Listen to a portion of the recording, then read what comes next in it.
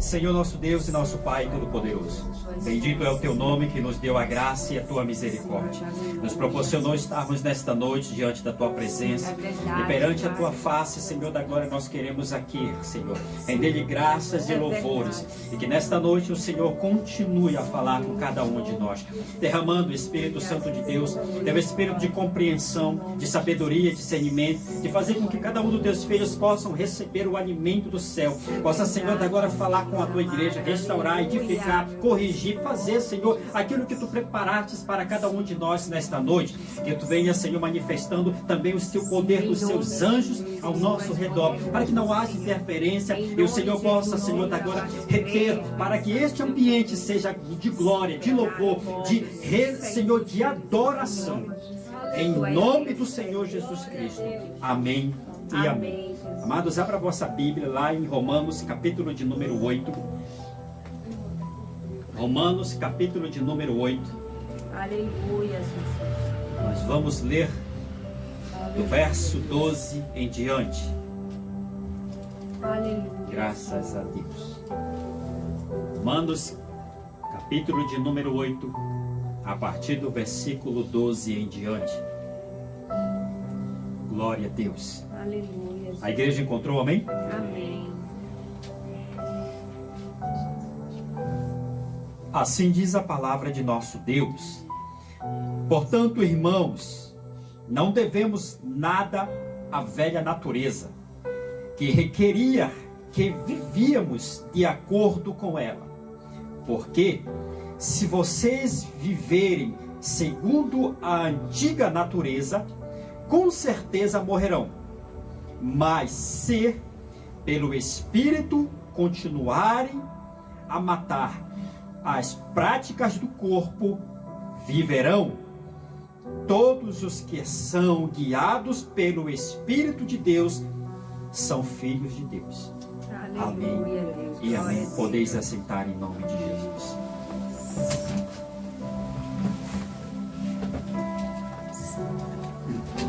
Amados, eu sei que hoje até eu fui pego de surpresa com relação ao que está acontecendo nesta noite.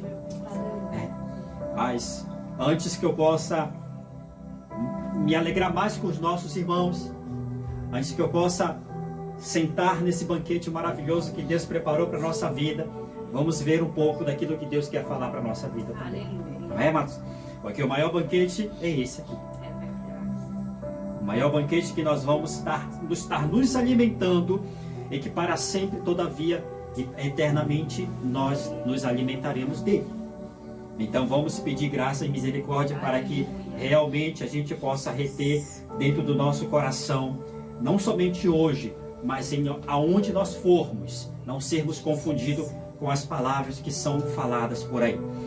À primeira vista, amados, o tema desta ministração, ou um assunto que eu poderia estar falando para os irmãos, é o servo devedor. O servo devedor. Isso já significa que, na primeira instância, a palavra já traz um confronto à nossa vida. Eu estou endividado. Eu tenho dívidas aí. Então eu preciso me entender um pouco mais de qual é a minha responsabilidade, com as dívidas que eu tenho que pagar. Eu creio que não há muito o que explicar a relação do que significa dever e pagar, não é? Porque cada um de nós temos as nossas responsabilidades. Compramos, parcelamos e no final nós acabamos, pela misericórdia do Senhor, pagando e quitando a nossa dívida.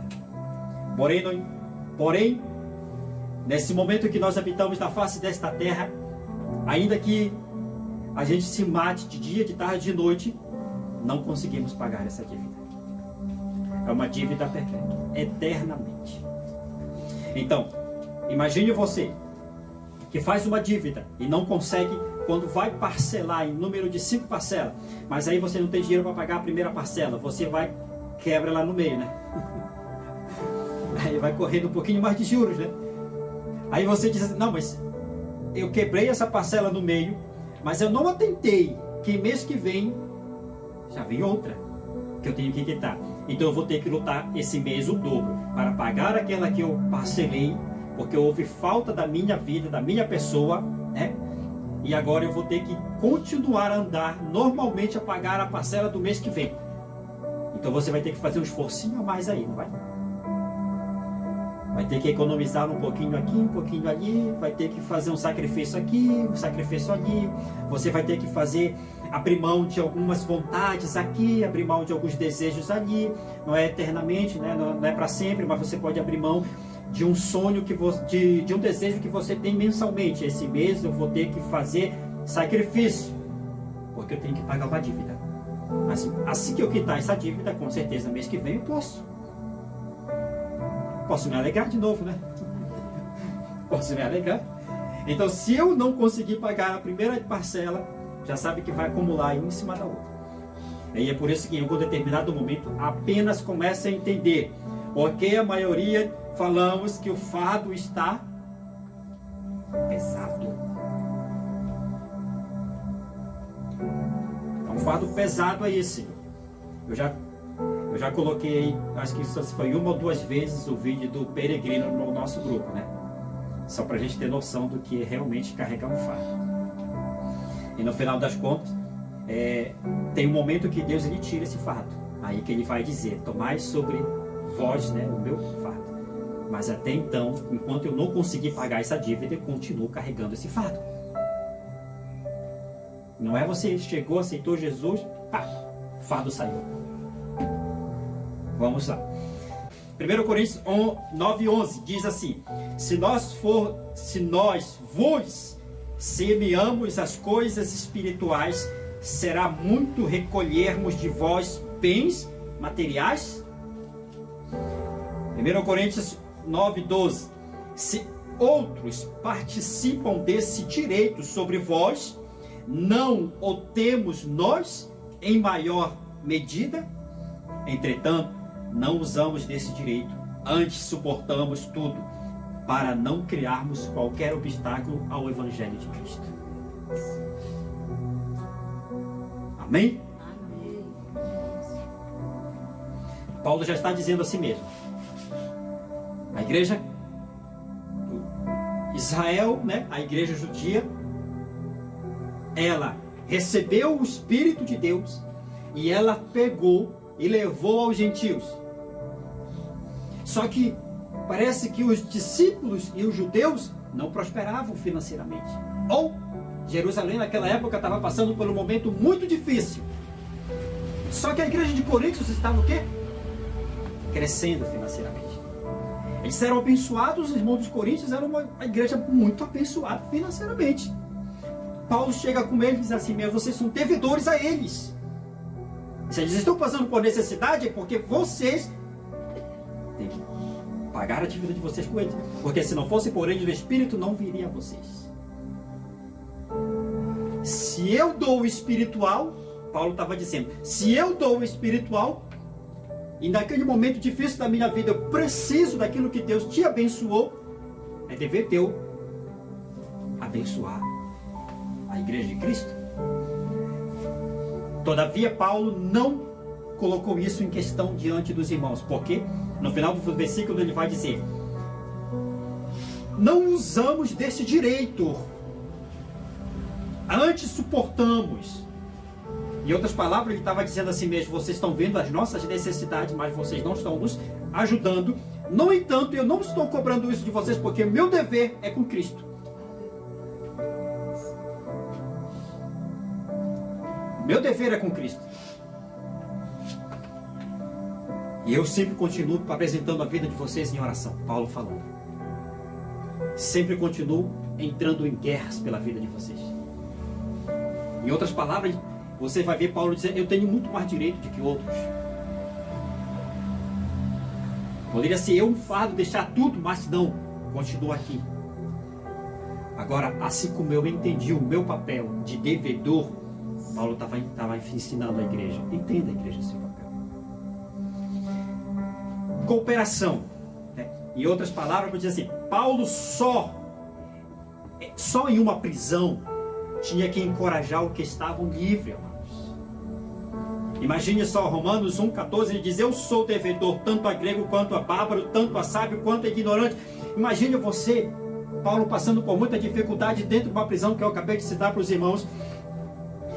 Só que a igreja lá fora estava livre. A igreja tinha livre acesso de ir para cá, ir para ali, para onde ela desejasse, né? Paulo estava preso, não poderia fazer isso. A igreja estava dizendo assim: quem vai nos animar agora? Quem vai trazer alegria para nós? E a igreja estava passando por dificuldade muito grande. Imagine se você visse Paulo naquele estado ali, dizendo a si mesmo: meu Senhor, e agora? Eu preciso de ajuda, tua igreja precisa de ajuda. Eu, Paulo, tenho um ministério que Deus me chamou pela frente. Eu tenho muito para fazer. Meu Senhor, por que eu estou preso aqui nessa prisão? Tem muita gente precisando de mim. Muita gente poderia estar ouvindo o evangelho das minhas bocas, não é isso da minha boca, não é isso que ele poderia estar pensando naquela prisão. Olha, muita gente que está sofrendo, morrendo, chorando, tem muita gente que está aprisionado, tem muita gente que está na prostituição. E olha só, por que o Senhor permite com que eu esteja ainda aqui?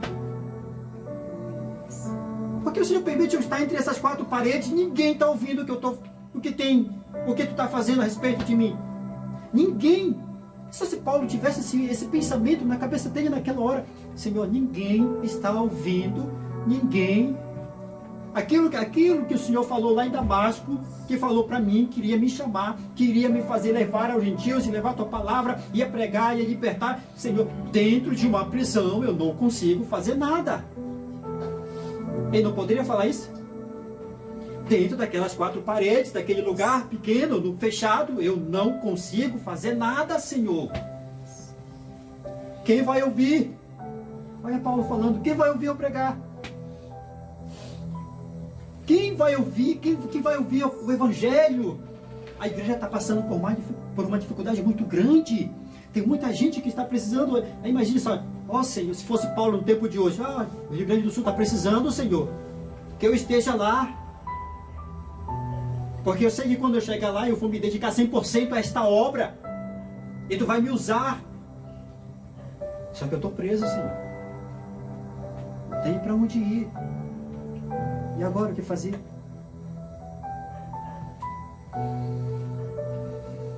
Só me entenda isso. Só esse detalhe na tua vida. Onde Deus te colocou.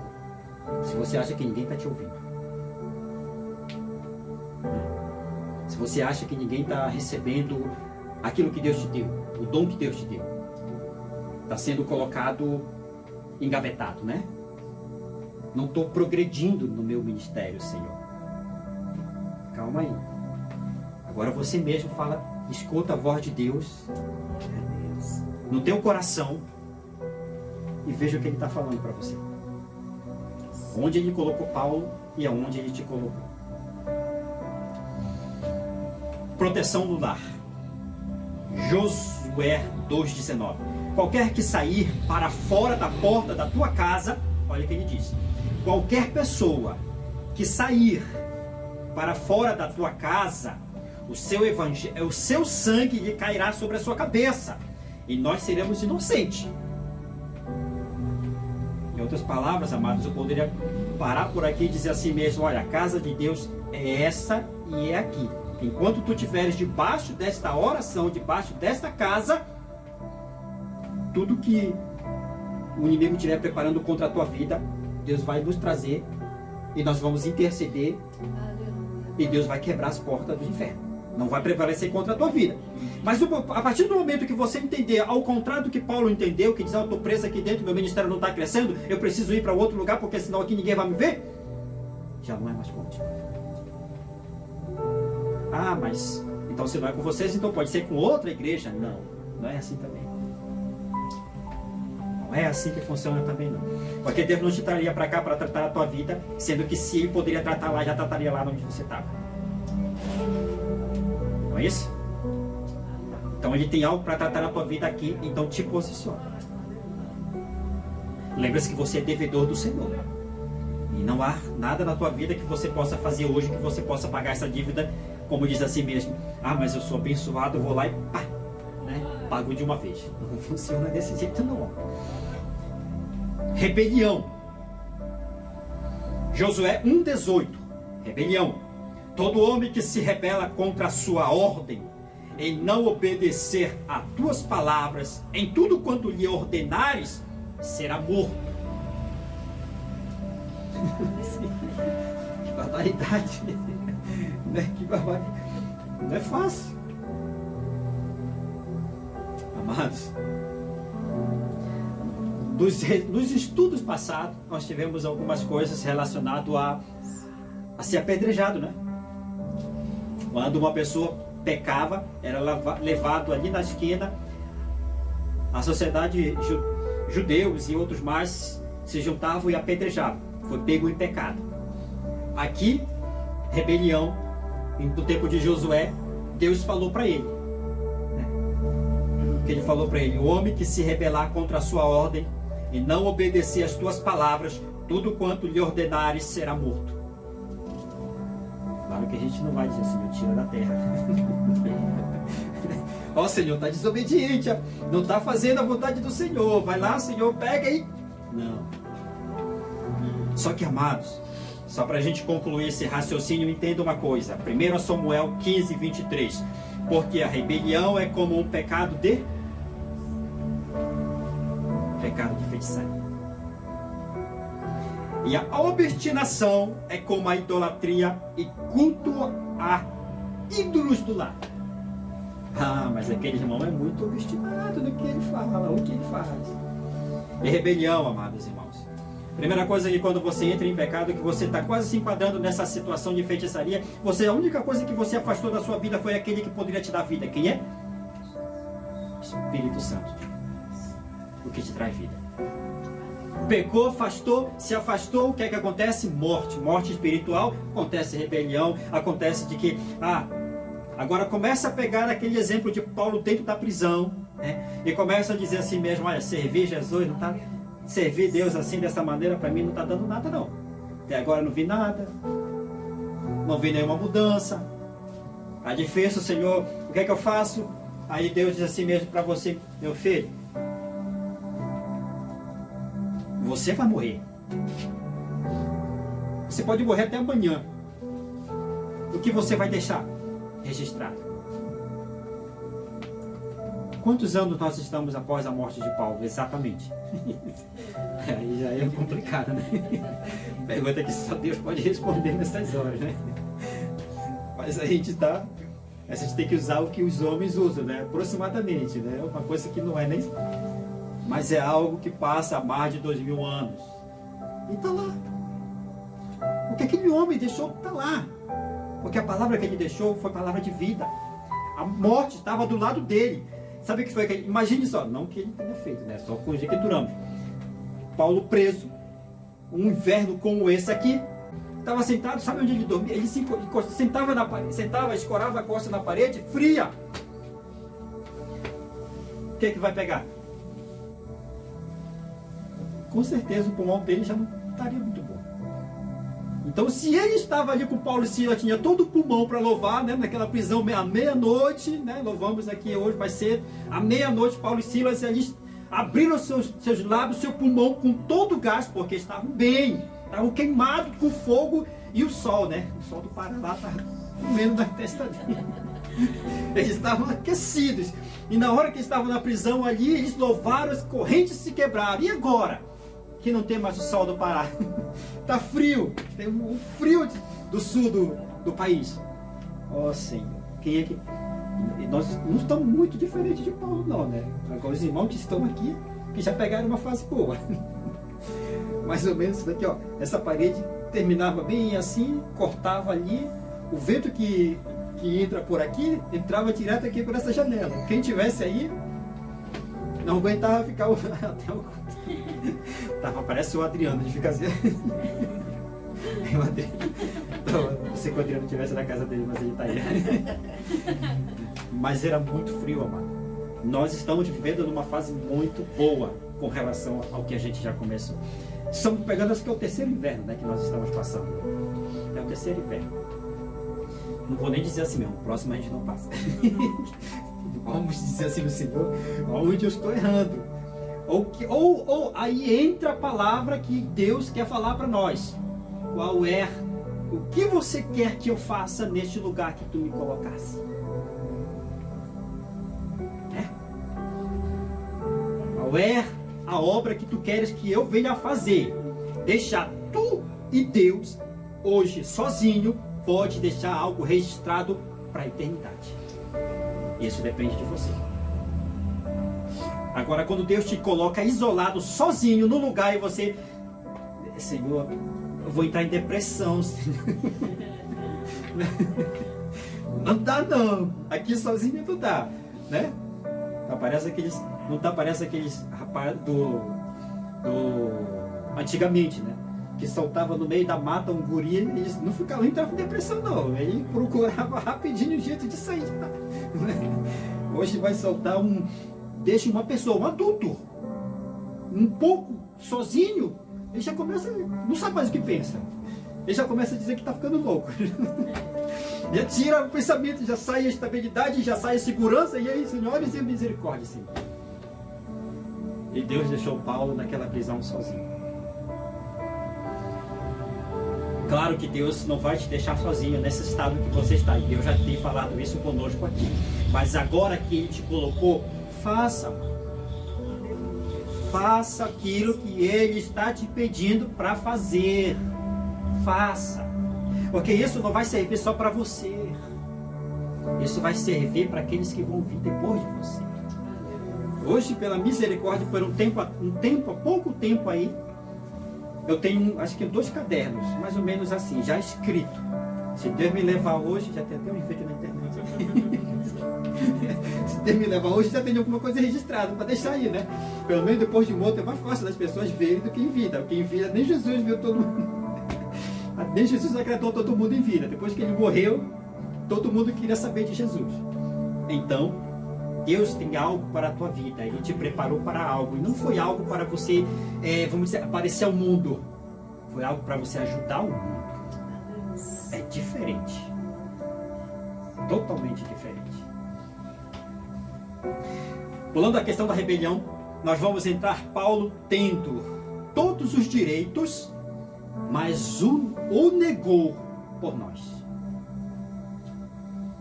1 Coríntios 9,19, ele vai dizer, porque sendo livre de todos, fiz-me escravo de todos,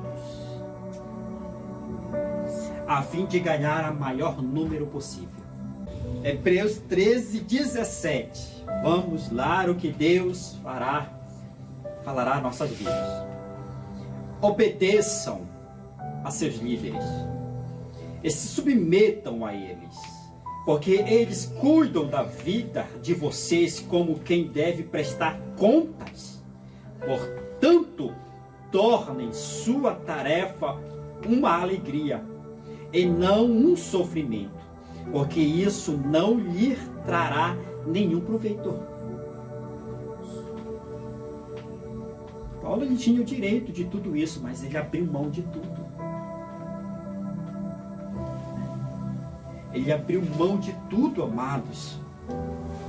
É quase que nem Paulo poderia estar falando assim mesmo, em uma discussão com algum dos irmãos ali que poderiam questionar essa palavra, esse versículo. Ele poderia dizer, o irmão diz, tu, como pastor, tens que cuidar das ovelhas.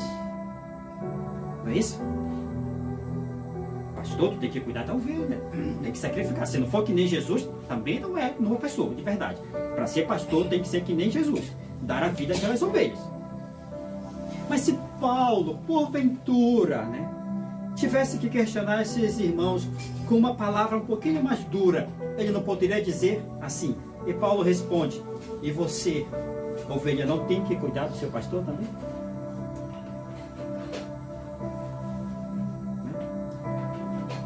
Tem que cuidar do seu pastor. Por isso que na hora que Paulo, o nosso Paulo agora, na hora que nós estava louvando, eu me lembrei da questão do Paulo da Bíblia. Quem dera que alguém tivesse feito isso para ele.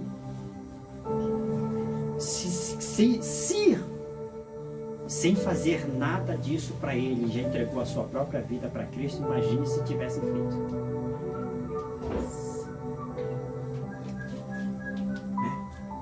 Imagine se ele tivesse feito. Imagine se Paulo pega, num belo dia, mesmo que seja a vontade do Senhor, ele está preso. Mas os irmãos fazem um dia do aniversário dele, vai lá e fazem algo para que possa acalentar, quebrar aquele frio, aquela solidão. Aquele homem poderia chamar ao guarda, pode me matar agora. Estou feliz da vida. Eu sei que tudo que eu tenho plantado, está aí os frutos. Está tudo aí. Essa é a minha maior alegria. Paulo, depois que ele veio para Cristo, ele não teve muitas alegrias na terra. Tanto é que ele projetou as suas alegrias que nós aqui hoje vamos participar. Sabe aonde? No sofrimento. Ele teve que vencer Satanás com isso. Quando Satanás disse, é assim que tu vai viver? Minha alegria é sofrer por meu Senhor. Aí volta aquela alegoria que eu ia falar ainda há pouco. Paulo numa prisão, sozinho no frio. Ele senta ali num banquinho, que não era nem banquinho, era só uns concretos gelados, que nesses concretos estão aí. Bloco de concreto, desculpa. Aí a morte senta do lado dele. Foi para esse que tu aceitou Jesus? Foi para esse? Mas cadê o teu Deus? Aonde ele está? Cadê os teus irmãos, né? Cadê o pastor? Cadê essas pessoas? Aí Paulo possa olhar para ele, né? Imagine ele falando, porque tudo que eu escrevo, amado, às vezes sou eu que passo mesmo assim, né? Conversando comigo mesmo, é como Paulo estivesse conversando aí. Aí ele vai dizer assim mesmo, minha alegria, Satanás, o meu prazer, né? É no sofrimento, na dor.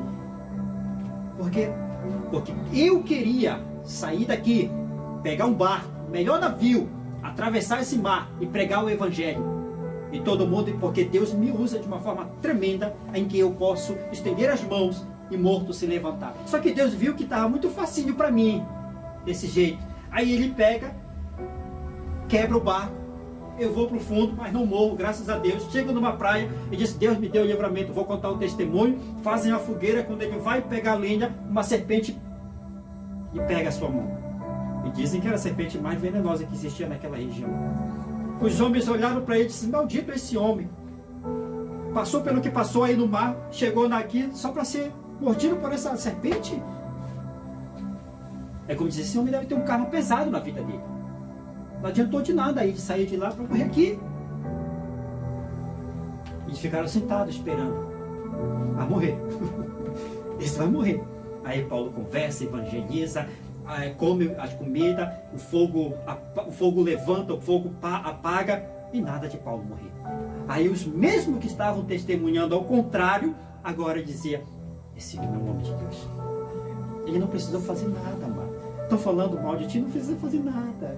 Estão se levantando contra você, não vai com o seu chefe lá, não vem aqui. Não, mas ele falou, não, eu vou lá, não, ele vem aqui, mas eu vou lá. Não faça nada. Não faça nada. Não literalmente, claro. Não vai entender que você não faça nada e você vai ficar assim mesmo, só lá. No seu quarto só lá. Não, não é assim. O inimigo já está tentando fazer com que a vida que Deus está querendo criar sobre você, sobre a sua vida, sobre o seu ministério, sobre aquilo que Deus te chamou, ele acabe o momento que você se rebelar contra a palavra do Senhor. E sair debaixo, como diz, debaixo da unção dos teus pastores. Saída debaixo do lugar onde Deus te colocou. Disse, não está dando nada, eu vou sair. Aqui, ó, Josué disse assim mesmo, aqueles que saírem, está condenado à morte. A morte do seu ministério, a morte espiritual. E não vai pegar esse em outro lugar, não. Né? Então, porque, amados irmãos, nós sempre seremos devedores ao nosso Senhor. Não importa o que nós venhamos a fazer. Eu sei que é difícil a gente chegar num tempo como esse, com frio, nessa casa, principalmente para a maioria dos nossos irmãos, que moram distantes, que tem que pegar um ônibus, né, e para chegar até esse lugar. Então, o que eu posso aconselhar aos irmãos é uma fase apenas, é um momento apenas. Deus está fazendo com que você realmente queira assumir sobre você a mesma força que Paulo assumiu sobre a vida dele. Não vai ser uma conversinha, não vai ser um olhar torto, não vai ser um disse-me-disse que vai tirar você da promessa que Deus te falou. Se você passar com louvor nas provas que Ele tem te colocado.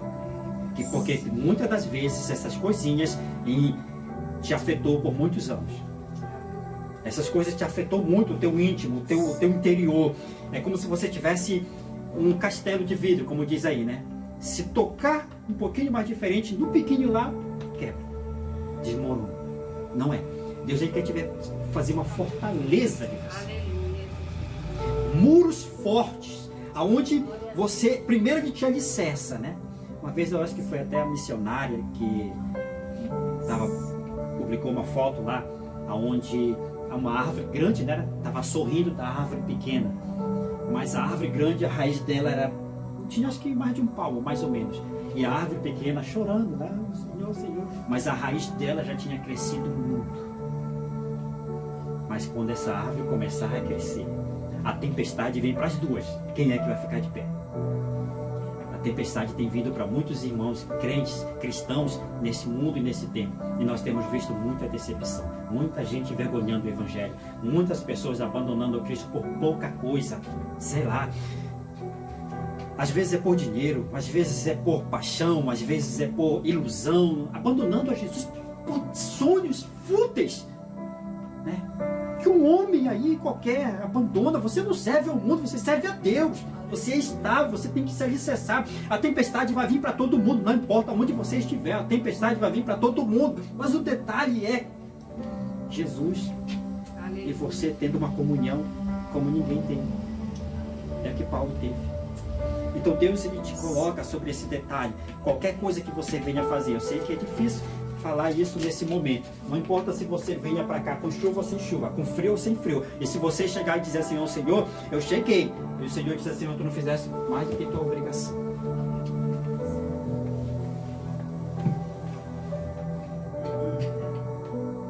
Mais do que tua obrigação chegar na casa dele.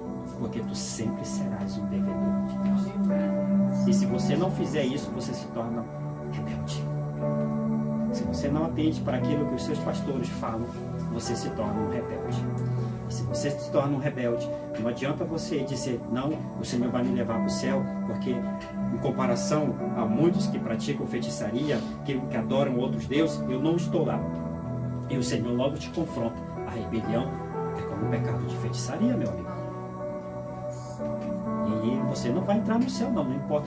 Todos os servos de Deus que começaram bem, tiveram grandes revelações, mas o Senhor disse assim mesmo, volto a repetir aqui só para finalizar.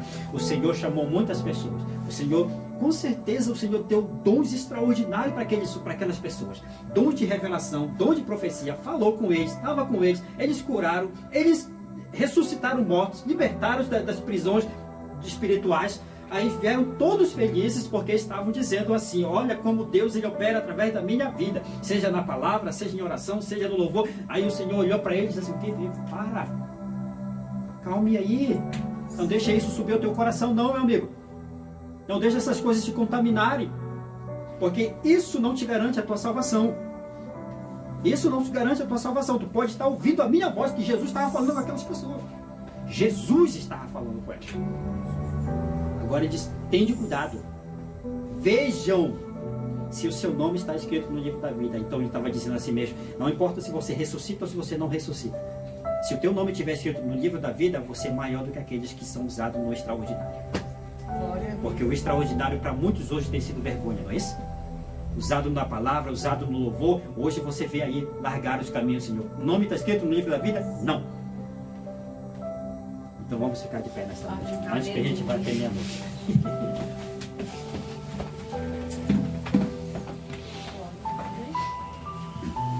E nós vamos orar ao Senhor Deus Pai Todo-Poderoso.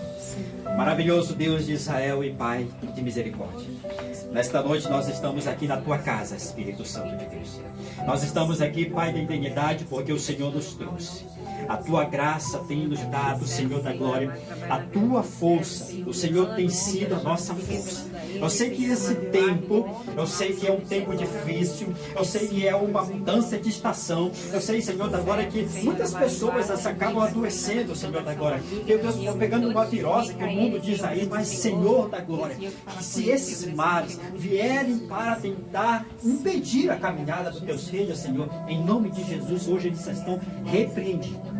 Esse mal, essas doenças, essas enfermidades não entrará sobre a vida deles e não prevalecerão. Ainda que venham, mas as portas do inferno não irão prevalecer. Por isso eu oro para que o Senhor os guarde, Espírito de Deus. Que o Senhor seque em volta, para que o Senhor coloque as suas mãos de poder, de autoridade, porque aquela mão que o Senhor colocou sobre a vida do apóstolo Paulo, ele estava numa prisão, já poderia ter adquirido uma tuberculose, já poderia ter adquirido, Senhor, qualquer doença pulmonar, mas o Senhor guardou a vida dele até o momento da sua morte.